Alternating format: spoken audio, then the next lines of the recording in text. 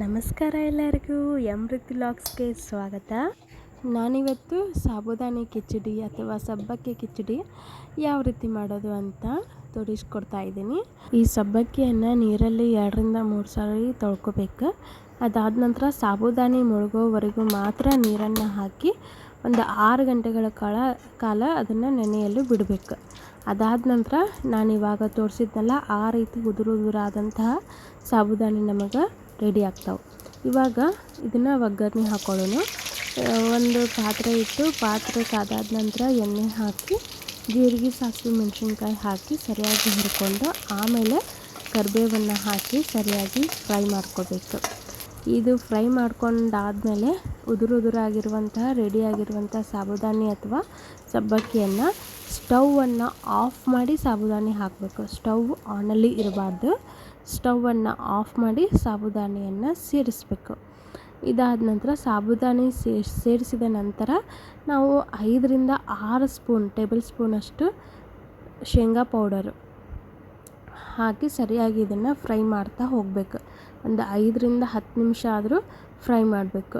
Minimum ಇದು 5 ನಿಮಿಷನಾದರೂ fry ಮಾಡಬೇಕು. ಎಲ್ಲಿಯವರೆಗೆ ಅಂದ್ರೆ ನಮಗಿದು ಈ ರೀತಿ ವೈಟ್ ಆಗಿರೋದು ಗ್ಲಾಸ್ ಥರ ಟರ್ನ್ ಆಗ್ತೈತಿ. ಅದು ಫ್ರೈ ಆದಂಗೆ ಗೊತ್ತಾಗ್ತೈತಿ ಇವು ಫ್ರೈ ಆಗ್ಯಾವು ಅಂತಂದು. ಇವು ಶ್ರಾವಣ ಮಾಸಕ್ಕೆ ಪೂಜೆ ಮತ್ತು ವ್ರತ ಇದ್ದೇ ಇರ್ತಾವೆ. ಶ್ರಾವಣ ಮಾಸ ಅಂತಲ್ಲ, ನಾವು ಯಾವುದೇ ರೀತಿಯಾದಂತಹ ಪೂಜಾ ವ್ರತ ಟೈಮಲ್ಲಿ ಇದನ್ನು ಮಾಡಿಕೊಂಡು ತಿನ್ಬೋದು. ಅದಾದ ನಂತರ ಸ್ವಲ್ಪ ಹುರಿದಿಟ್ಟಿರುವಂಥ ಶೇಂಗಾ ಕಾಳು ಹಾಕಬೇಕು. ಇಲ್ಲ ನೀವು ಎಣ್ಣೆಯೊಳಗೆ ಶೇಂಗಾನೂ ಹಾಕ್ಬೋದು. ನಾನಿಲ್ಲಿ ಹುರಿದಿರುವ ಶೇಂಗಾ ಕಾಳನ್ನು ಹಾಕಿ ಮತ್ತೆ ಹುರ್ಕೊಂಡೇನಿ, ಸರಿಯಾಗಿ ಫ್ರೈ ಮಾಡ್ಕೊಂಡೇನಿ. ಅದಾದ ನಂತರ ಸ್ವಲ್ಪ ಉಪ್ಪನ್ನು ಸೇರಿಸ್ಕೋಬೇಕು. ಅದಾದ ನಂತರ ಸ್ವಲ್ಪ ಸಕ್ಕರೆಯನ್ನು ಸೇರಿಸ್ಕೋಬೇಕು. ಆಮೇಲೆ ಅರ್ಧ ಹೋಳು ಲಿಂಬೆಯನ್ನು ಸೇರಿಸ್ಕೊಂಡು ಮತ್ತು 5 ನಿಮಿಷ ಸರಿಯಾಗಿ ಫ್ರೈ ಮಾಡಿಕೊಂಡ್ರೆ ನಮಗೆ ಬಿಸಿ ಬಿಸಿ ಆದಂತಹ ಉದುರಾಗಿರುವಂಥ ಸಾಬುದಾನಿ ಕಿಚಡಿ ಅಥವಾ ಸಬ್ಬಕ್ಕಿ ಕಿಚಡಿ ರೆಡಿಯಾಗಿರ್ತೈತಿ.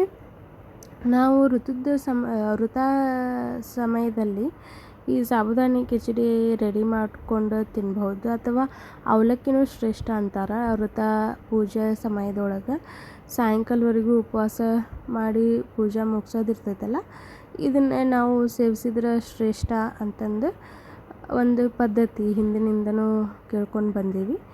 ಅವಲಕ್ಕಿನೂ ಕೂಡ ತಗೋತಾರೆ.